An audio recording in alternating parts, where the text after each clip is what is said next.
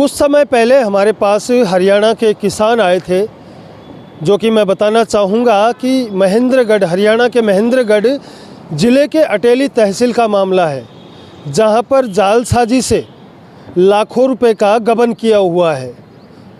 सुनील नामक व्यक्ति, सुनील कुमार, यशपाल सिंह और रतन लाल, ये तीनों बाप बेटे एक फर्म के, निजी फर्म के मालिक हैं और उस निजी फर्म के तहत इन्होंने अपने किलों में, जो कि 93/8 का एक किला नंबर है, उसके अंदर नेट हाउस लगाने की इन्होंने 2014 के अंदर सब्सिडी उठाई थी, मतलब गवर्नमेंट से पैसा उठा लिया था। 2013 में जबकि नेट हाउस 93/8 किले में लगाया हुआ बताया है, मगर ये गिरदावरी रेवेन्यू डिपार्टमेंट की रिपोर्ट में इसमें दिखा रहा हूँ, इसके अंदर साफ सुथरे शब्दों में किले नंबर 93/8 का जो मामला है, वहाँ पर आज तक, अभी तक कोई नेट नहीं लगा हुआ है। जालसाजी से पैसा लूटना और किस तरीके से अपने बिजनेस को फलीभूत करना, ये कोई सीख है तो महेंद्रगढ़ के अटेली तहसील के इन तीनों बाप बेटों से सीख सकते हैं। इन्होंने प्रशासन के साथ मिलकर कहीं न कहीं धज्जियाँ उड़ा रखी है। प्रशासन भी कहीं न कहीं लापरवाह है। गिरदावरी की ये रिपोर्ट कह रही है कि इसमें अभी तक कोई नेट नहीं लगा हुआ है, जबकि इन्होंने एक झूठा शपथ पत्र, या कहें कि एक शपथ पत्र को सरकार के उसमें रेवेन्यू डिपार्टमेंट में पेश किया हुआ है कि 10 साल तक हम इसकी देखरेख करेंगे नेट हाउस की, मगर अभी तक नेट हाउस लगा ही नहीं, तो देखरेख किस चीज़ की करेंगे। सबूत और तथ्य के आधारित इस चीज़ पर मैं बता रहा हूँ। उसी खबर के आधार पर सुनील कुमार और कुलदीप सिंह को लेकर सुनील कुमार जयपुर पहुँचते हैं और उनके द्वारा 93/8 के मामले को लेकर बताया जाता है कि वो ज़मीन इन कुलदीप के नाम है, उसमें नेट हाउस लगा हुआ है, जबकि उसके अंदर नेट हाउस आज तक नहीं लगा है।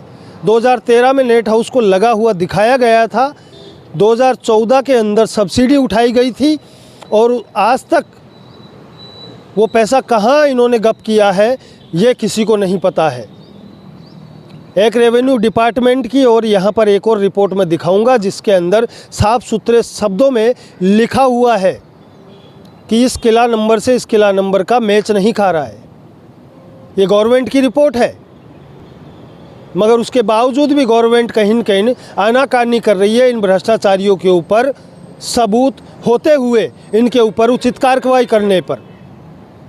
मैं लगातार बताना चाहूँगा कि हम लोग द पिंक सिटी न्यूज़ के तहत तथ्य और सबूतों के साथ खबर चलाते हैं, मगर अब सुनील कुमार की कहीं न कहीं मति मारी गई है।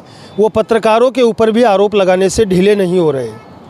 उनको ज़रा समझना होगा कि वो बार बार एक रिकॉर्डिंग की धमकी दे रहे थे, तो मैं कहना चाहूँगा, पहली बात तो आप बिना अनुमति के रिकॉर्डिंग नहीं कर सकते, और रिकॉर्डिंग की है आपने तो आपके ऊपर मुकदमा दर्ज हो जाएगा। दूसरी बात, अगर पैसे का आप आरोप लगाए हैं तो वो सबूत के साथ आप मुझे बुला सकते हैं। आपके पास सबूत है तो मैं उस सबूत के तथ्य पर आप जो कहोगे वो करने को तैयार हैं, क्योंकि हम लोग यहाँ खबर चलाते हैं तथ्य और सबूतों के साथ, ना कि ब्लैकमेलिंग का काम और ये जालसाजी का काम हमें नहीं आता आपकी तरह करना। मैं बार बार कह रहा हूँ प्रशासन से, हरियाणा प्रशासन से निवेदन कर रहा हूँ कि इन तीनों बाप बेटों के ऊपर यहाँ पर सबूतों और तथ्यों के साथ, हमारे पास पुख्ता सबूत है, गवर्नमेंट की रिकॉर्ड है, उस गवर्नमेंट के रिकॉर्ड में लाखों रुपए का गबन किया हुआ है। ये तथ्य और सबूत मैं लगातार दिखा रहा हूँ। उसके बाद भी प्रशासन इनके ऊपर उचित कार्रवाई करने से कहीं न कहीं कतरा रहा है, यानी कि प्रशासन की मिली भगत से कुछ अधिकारी हो सकता है कि इसमें मिले हुए हो। मैं लगातार खबरें चला रहा हूँ और चलाता रहूँगा, वहाँ तक भी आएंगे हरियाणा तक, और हरियाणा तक आकर हर उस अधिकारी से पूछताछ करेंगे कि आप लोग के पास ये सबूत है और इस सबूत के आधारित पे आप क्यों नहीं कार्रवाई कर रहे। क्योंकि एक किसान जो अपने लिए नहीं लड़ रहा है, वो हर किसान के लिए लड़ाई लड़ रहा है। उसका कहना है कि हर किसान के साथ कहीं न कहीं धोखा हुआ है और वहाँ पर जालसाजी की जा रही है प्रशासन के द्वारा, उद्यान विभाग के द्वारा, नेट हाउस में, पोली हाउस में, बिजली विभाग में।